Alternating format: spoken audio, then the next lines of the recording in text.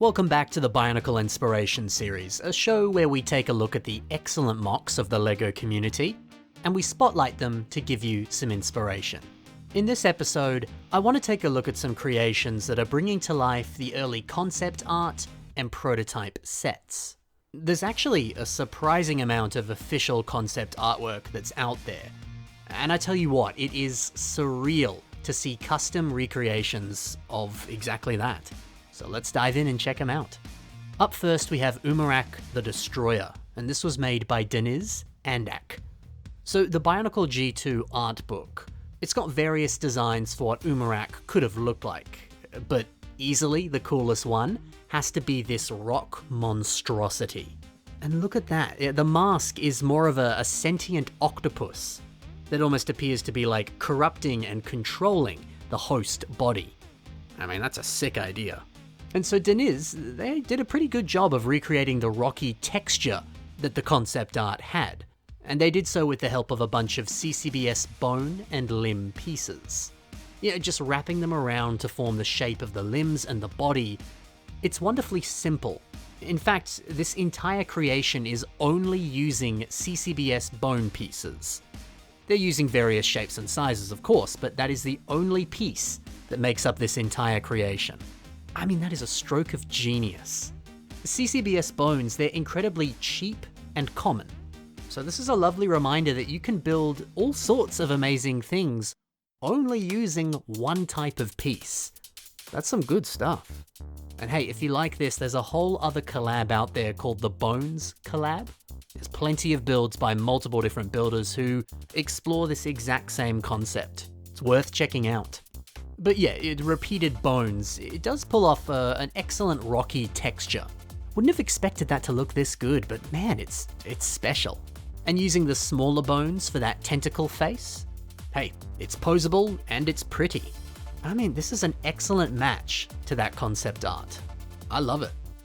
Over to Kevin H, and he calls this guy Chain Gun Charlie. So this is inspired by some prototype images from the Mari era. You know, the sets that came out in 2007. This specific model was designed by set designer Brian Ellis. Now, this was actually meant to represent Nuparu Mari. I mean, you can barely see the resemblance, but you know, I guess it went through a lot of changes. Still, what a fascinating idea to see this hollow chest with a big old blaster in the center. It's wacky, it's weird, and I can see why they didn't put it in the final model. But hey, you know, sometimes the weird and the wacky stuff, it's kind of the perfect thing to motivate you to build. Sometimes that's where the best inspiration comes from. And I guess that's what happened with Kevin when he made this. So yeah, of course, the prototype is using a lot of cut up, painted, and modified Lego pieces. That's just how these were made. So it's nice to see Kevin using official pieces to achieve a very similar look. Yeah, like the head design, making use of a yellow slicer headpiece, and just kind of tucking the eye just at the base of that part. And then we've also got some older style wheels at the base of the mouth. They form this nice, almost like breathing mask. It looks great. It's also nice to see some trans green tubing kind of like wrapping around that central ring. I think that the way this sort of ebbs and flows outwards and inwards, it breaks up the circular shape just that little bit. And it makes things feel a lot more, I guess, natural?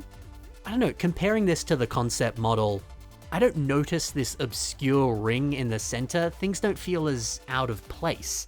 Something about this looks a little bit more natural. Look, I think Kevin's done a great job of taking this very wacky design and making it look as serious as possible. It's a really clean and refined design.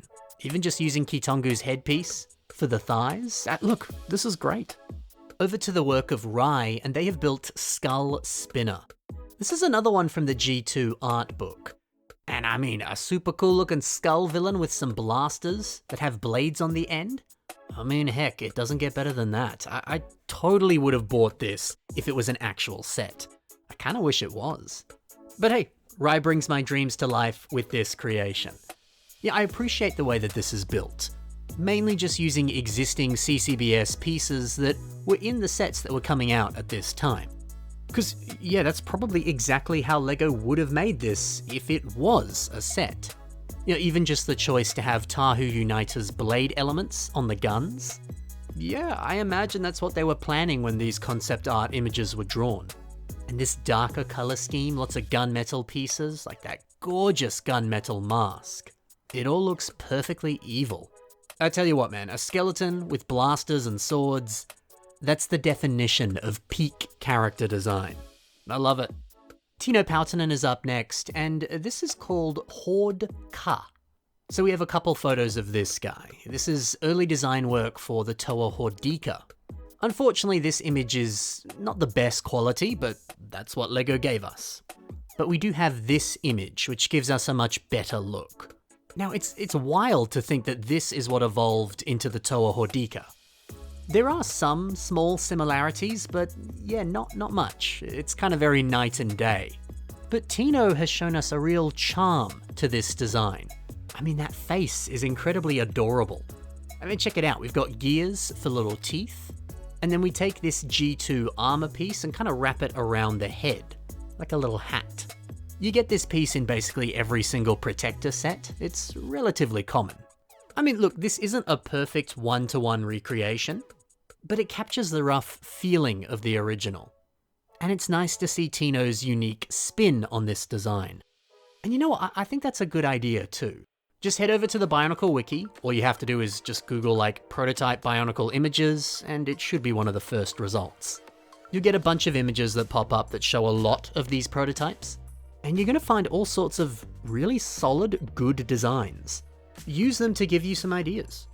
And then also feel free to kind of riff off of them. They don't need to be a perfect copy.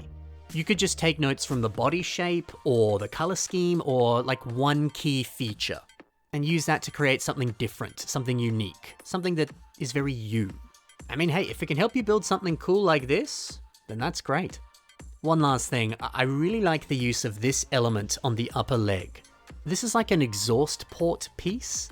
I remember having some of these on this specific set when I was a kid. They came in some old LEGO racer sets. It's an interesting shape on this part, and it manages to create a very exotic and rather unique leg design. And finally, let's go back to Umarak, but this is Umarak the Hunter, although in this case it's called Umarak the Cursed by Bionic Supreme. This is a very funky redesign on pretty much the best G2 set, and the choice to really lean into some horror vibes, I think it's very appropriate. You know, because the character, he was a hunter, but maybe now he hunts animals to kind of like sacrifice them to some sort of god. Some of these visual ideas, but more so that stuff, they're taking notes from this Umarak concept art. And this one, well, yeah, it has that more kind of like magical focused approach. It's got wizard robes, it's got that dream catcher weapon, it's sick. And yeah, using string to recreate that kind of smaller version of the Dreamcatcher, it's very nice. I appreciate that like one small aspect from the concept art is enough to spawn off an entirely different idea, and a very like radically different design. I'm telling you dude, Bionicle concept art is a treasure trove of innovative and exciting ideas. Look at it and use it as a source of inspiration for yourself. It'll definitely get those creative juices flowing. So there you go everyone, that's 5 incredible creations that took ideas from Bionicle concept art. I hope you enjoyed. And if you've got a creation that you want to see on this series, well, you can submit it to the submission email. It's right up there on your screen as we speak. But it's also in the description below. And waiting for you in the description below is also links to all the creations you saw today. If you need just that little bit more inspiration, check out some of their other work. Thank you for watching guys, happy building, and bye for now.